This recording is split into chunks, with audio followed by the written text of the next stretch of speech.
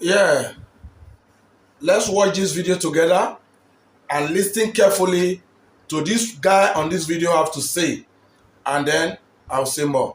The political architecture of the Northwest depend on religion. The people who are controlling the politics of the Northwest are imams. And those imams are using their position given to them by God in the Holy Quran to manipulate the poor masses. Yes, because they are the one to determine who to vote and who not to vote. I want you to know that the northern Nigeria, the Northwest, are not voting for a person because he's a good candidate. They are not voting for a person because he will give them quality leadership. If you like, open the tap of milk and honey for them, they will never vote you because you are not a Muslim. And that is their political standard, and that is how they set it, and that is what they believe on.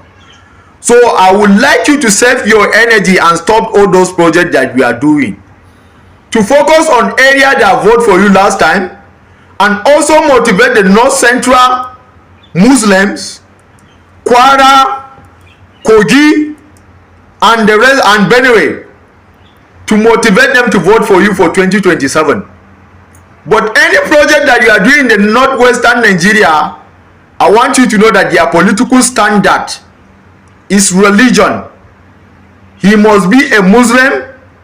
If he is not a Muslim, he must be a Hausa Muslim from the north. That is how they set their political standard, and that's the gospel truth. All right. Now, if you heard that video, you heard everything he said, which I have reasons to believe that you heard him, because that video was loud enough. If you are aware, in case you don't understand what exactly the man was talking about on that video was actually a message dedicated to His Excellency Peter Obi. We are aware how he has recently embarked on a humanitarian and charity services around the northern region of Nigeria, sinking boreholes and some other things. So that's exactly what this man is referring to. He's telling Peter Obi to stop wasting his resources and energy on the south, on the northwest, on the northwestern part of Nigeria, that nothing else counts there other than religion. Now, if you followed my video recently, you will always see me talking about this religious issue. How religion has become the brain, the heart, the center of the problem, bringing Nigeria down. Now, from that video, you can hear that again. The imams dictate for the entire Northwest on who they vote for. And from what you heard, competency and capacity does not matter to those people. If you are not a Muslim, forget about it. They would rather vote for a dead Muslim than a capable candidate that will move Nigeria forward. With people like that, with group of persons like that, having that mentality, can we grow as a people? The answer is certainly no. And before I go, wait, they just said the Northwest. This Northwest comprised of the major KK states. I think that's where we have the Katsina, the Kanos, the Kaduna, Sokoto, Jigawa. I think Kebbi is there. That region, I'm not exactly sure.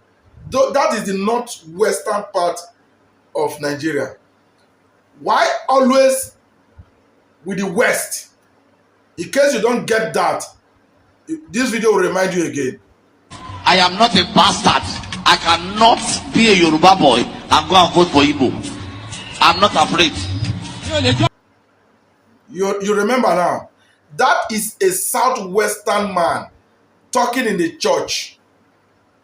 Now, if the southwest is this tribalistic and the northwest is strictly religion, now put these things together, you will just know exactly what the problem of Nigeria actually is. I've always said this nearly in all of my videos, that tribalism and religion is the only reason Nigeria will never ever see the light.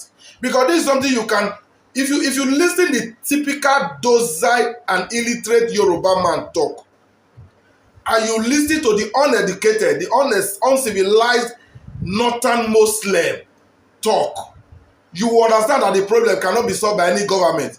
If you like, put Jesus Christ. If you like, put Muhammad. If you like, go and bring the president of America as the president of Nigeria. You cannot manage these two disasters together. You can't. As somebody think this country can survive as one. The Britain that forced this union owe Nigeria a very serious apology, a whole lot of apology. You don't put animals and human in the same cage and expect them to coexist peacefully. That is what the Britain did to Nigeria forcefully. And for so long, the union hasn't worked, and they wouldn't let everybody go their separate ways.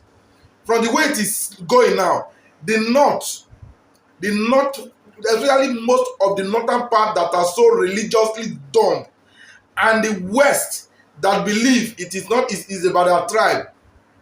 People are saying we go think of how to go our ways. Oh. No wonder the Biafrans have been calling for it. But now, it will not just be about the Biafra going. The country will be splintered. Otherwise, no way. And as for you that will say, that will want to come after me and say, why are you calling for division of the country? Not be me want to divide Nigeria. A country that operates on two laws. On the south, we have the criminal code. On the north, we have the penal code. What works here doesn't work there. What's an offense there is not an offense here. What is a crime in the south that you go to jail for? You commit it in the north, you will be flogged 12 strokes of a cane. So the country has long been divided by the politicians, which they know.